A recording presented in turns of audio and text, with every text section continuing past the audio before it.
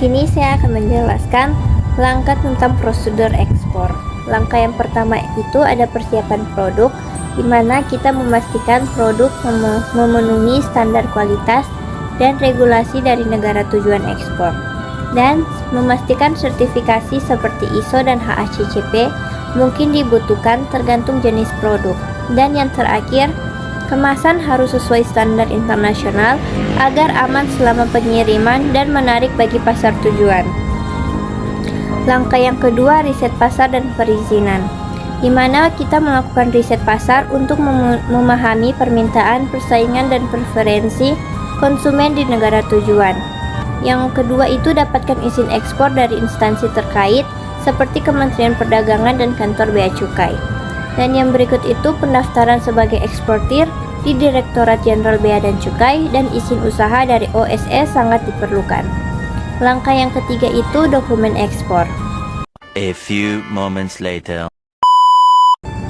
Dokumen penting yang perlu dipersiapkan antara lain yaitu invoice, yaitu rincian harga dan jumlah barang yang dijual. Yang berikut A few moments later.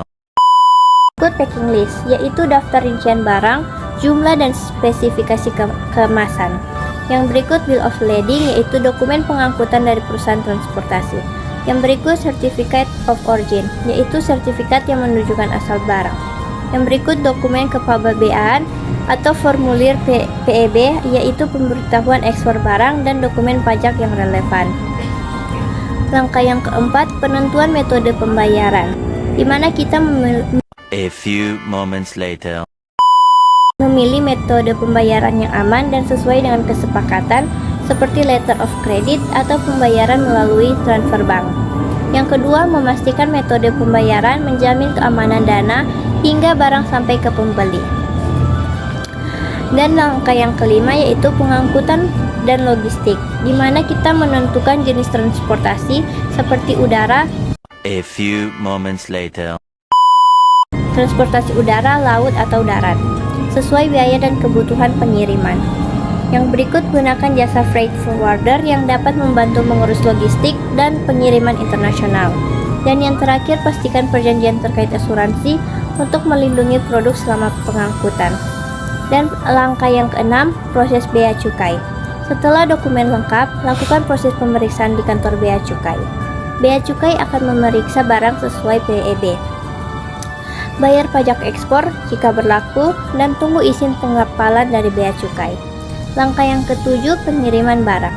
Setelah semua dokumen dan izin diperoleh, barang siap dikirim ke negara tujuan. A few moments later. Freight forwarder akan memastikan pengiriman ke pelabuhan atau bandara, dan barang akan dikirim sesuai kontrak pengiriman.